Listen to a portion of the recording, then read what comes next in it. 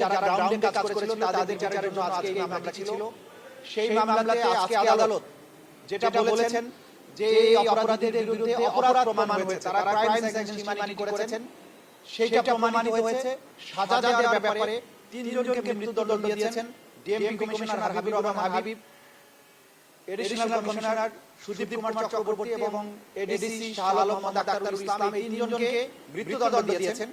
কিন্তু পরবর্তী যে সমস্ত আসামি ছিল, একজন এসি ছিল ইমরুল, একজন ইন্সপেক্টর আরশাদ এবং বাকি তিনজন কনস্টেবল, যারা সরাসরি ফিল্ড থেকে গুলি বর্ষণ করেছিল, যাদের গুলি বর্ষণ করতে ভিডিওতে দেখা গেছে যাদের নামে অস্ত্র ছিল না, অথচ তারা অন্যদের রাইফেল নিয়ে গুলি করেছে, তাদেরকে কম সাজা দেওয়া হয়েছে। একজন 6 বছর, একজন 4 বছর, বাকি তিনজন কনস্টেবলকে 3 বছর করে সাজা দেওয়া হয়েছে।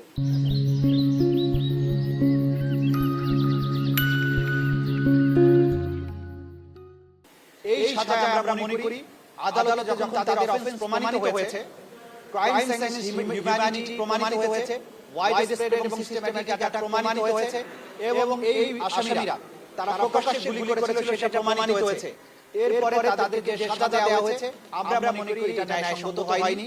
যদিও আদালতের আদেশ সকলের উপরে সিদ্ধান্ত আমাদেরকে মানতে হবে, যেহেতু একটা অ্যাপিলেট ফোরাম আছে, সুপ্রিম কোর্টে এটার বিরুদ্ধে, সাজার বিরুদ্ধে কম সাজা যেটা দেওয়া হয়েছে সেই অংশটুকুর বিরুদ্ধে প্রসিকিউশনের পক্ষ থেকে আমরা আপিল করব। আমরা এই মুহূর্তে মনে করছি, যদিও পুরোপুরি রায় পাওয়ার পরে আরো পর্যালোচনা করে আমরা সিদ্ধান্ত নেব। আমি মনে করি জুলাই অভ্যুত্থানে যেভাবে আমাদের তরতাজা তরুণরা জীবন দিয়েছেন এবং যারা সরাসরি এখানে গুলি বর্ষণ করেছে, তাদের অপরাধ প্রমাণিত হওয়ার পরে সাজা অল্প হওয়াটা এটা ন্যায় বিচারের সাথে সঙ্গতিপূর্ণ নয় বলে আমরা মনে করছি।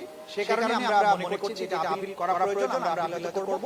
কিন্তু বাকি তিনজনকে যে মৃত্যুদণ্ড দেওয়া আছে সেটা যথাযথ হয়েছে বলে মনে করি এবং আগেও শেখ হাসিনা, আসাদুজ্জামান খান কামালকেও মৃত্যুদণ্ড দেওয়া আছে সেটা যথাযথ বলে আমরা মনে করেছি। এই পর্যন্ত আমাদের আজকে বলার ছিল।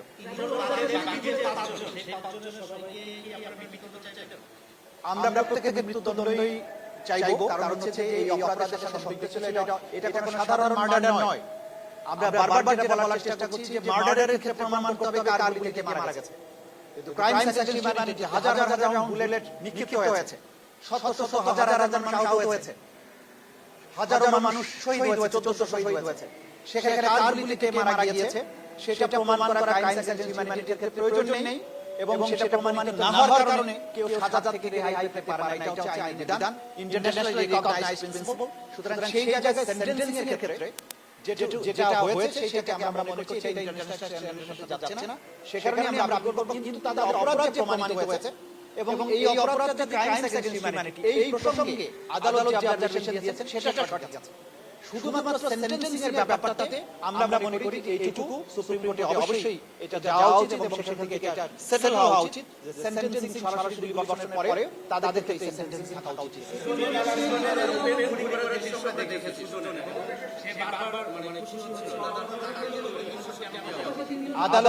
আদালতে বলেছেন যে সে গুলি করেছে, সে উচ্ছ্বাস প্রকাশ করেছে, উল্লাস করেছে, সবকিছু কিন্তু আদালত বলেছেন যে এটা প্রসিকিউশন প্রমাণ করতে পেরেছে। এই ব্যাপারে কিন্তু অপরাধ প্রমাণের ক্ষেত্রে কোনো ঘাটতি নেই। প্রসিকিউশন সাকসেসফুলি এই আসামিদের ইনভলভমেন্ট, তারা কে কি করেছে সবকিছু প্রমাণ করতে পেরেছে। কিন্তু আদালত যেটা বলেছেন এরা কনস্টেবল ছিল, তাদের সুপিরিয়ররা তাদেরকে কমান্ড করেছে, তারা করতে বাধ্য হয়েছে এবং সুজনের ব্যাপারে বলেছে অল্পদিন আগে এসেছে, এই সব বিবেচনায় তাকে কম শাস্তি দিয়েছে। যেটার ব্যাপারে আমাদের আপত্তি আছে, যেটার ব্যাপারে আমরা মনে করি যে এই মুহূর্তে আদালতের রায়ের ব্যাপারে আমাদের শিরোধার্য রায় মানতে হচ্ছে। কিন্তু যেহেতু আপিলের ফোরাম আছে, আমরা আপিলে যাব। এই সাজাটা বৃদ্ধির জন্য আমরা সুপ্রিম কোর্টে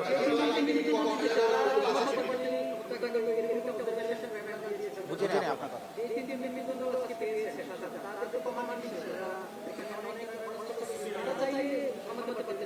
না, সেটা হচ্ছে যারা সুপিরিয়র ছিল, যাদের মৃত্যুদণ্ড দেওয়া হয়েছে, তাদের ব্যাপারে বলা হয়েছে তারা সুপিরিয়র কমান্ডার ছিল, তাদের দায়িত্ব ছিল এদেরকে থামানো অথবা এদের শাস্তিমূলক ব্যবস্থা গ্রহণ করা। তারা সেটা করেনি, উল্টো তারা কমান্ড দিয়েছেন, আদেশ দিয়েছেন, নির্দেশ দিয়েছেন। সে কারণেই তাদেরকে কমান্ড রেসপন্সিবিলিটিতে মৃত্যুদণ্ড দেওয়া হয়েছে।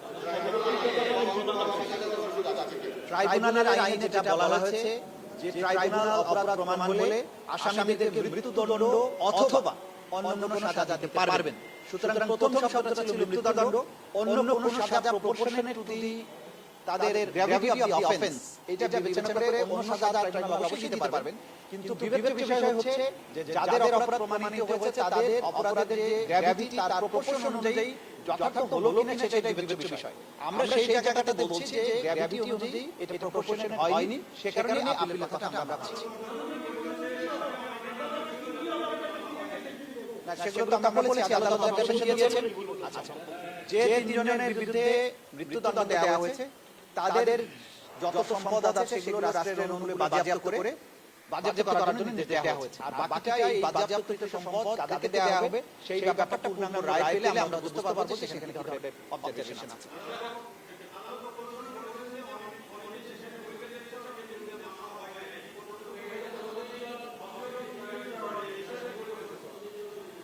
অবজারভেশন সেটা আছে, আমরা দেখে বলবো, কারণ হাজার হাজার পুলিশ ছিল, সবার বিরুদ্ধে তো আর মামলা করা যাবে না।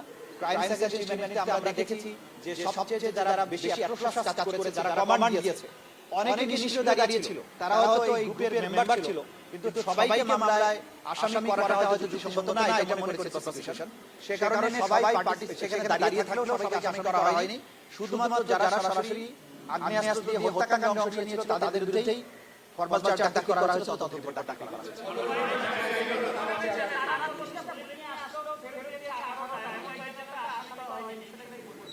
সেটা পুরোটা আমরা না বলতে পারবো।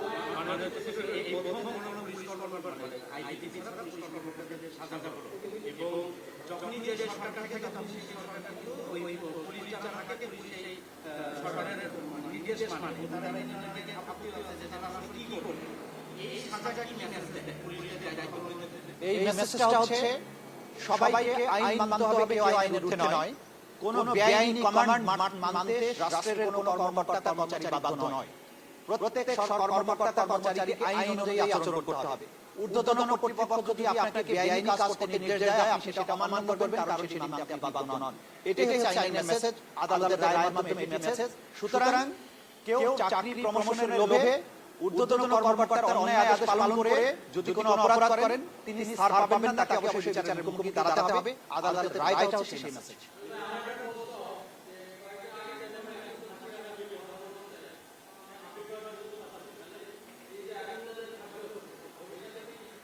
ভবিষ্যতের কথা আমরা জানি না। আপিল করার সুযোগ স্ট্যাটুটরি টাইম পার হলে স্ট্যাটুটরি আপিলের সুযোগ নেই। এখন যদি কেউ সুপ্রিম কোর্টের কাছে সুপ্রিম কোর্টের স্পেশাল জুরিসডিকশন অনুযায়ী কেউ করে, সেটা সুপ্রিম কোর্ট বিবেচনা করবেন।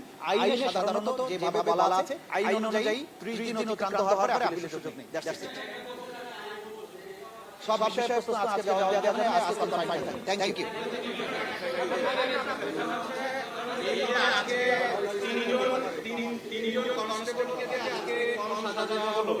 বাংলাদেশে অনেক থানায় 302 এরকম মামলা রয়েছে, তো সেই ক্ষেত্রে এই রায়টা বড় ধরনের একটা প্রভাব হিসেবে কাজ করবে কিনা, এটা একটা বড় রেফারেন্স থাকবে কিনা, এবং ট্রাইব্যুনালে আরো অনেক মামলা আছে যেখানে অনেক সদস্যরা আমি আছে পরবর্তীতে, সেই ক্ষেত্রে এটা একটা উদাহরণ থাকবে কিনা আমাদের সেই ক্ষেত্রে। সেই এই বিষয়টা যেহেতু ট্রাইব্যুনালের মামলার ক্ষেত্রে একটা জাজমেন্ট হয়েছে, ন্যাচারালি অন্য ক্ষেত্রে প্রভাবিত হতেই পারে। সে কারণে আমরা মনে করি যে এটা আপিল করা উচিত এবং আপিলের নিষ্পত্তি হয়ে এই বিষয়টা সেটেল হওয়া উচিত। যে যখন এই লেভেলে কনস্টেবল লেভেলে যারা গুলি করবে, যারা সম্পৃক্ততা থাকবে, তাদের সাজাটা কি ধরনের হওয়া উচিত। এবং যেহেতু সাধারণ আইনেও অনেকের বিরুদ্ধে অসংখ্য মামলা পেন্ডিং আছে, সেগুলোর ব্যাপারেও একটা নিষ্পত্তি হওয়া উচিত। সে কারণে আমরা মনে করি যে এই বিষয়টি আমাদের সুপ্রিম কোর্টে যেতে হবে, আপিল করে এটা আপিলের মাধ্যমে সুপ্রিম কোর্টের চূড়ান্ত রায়ের মাধ্যমেই এটা একটা নিষ্পত্তি হতে হবে। Thank you. জি জি, শুনুন শুনুন। এই কোনটা টাকা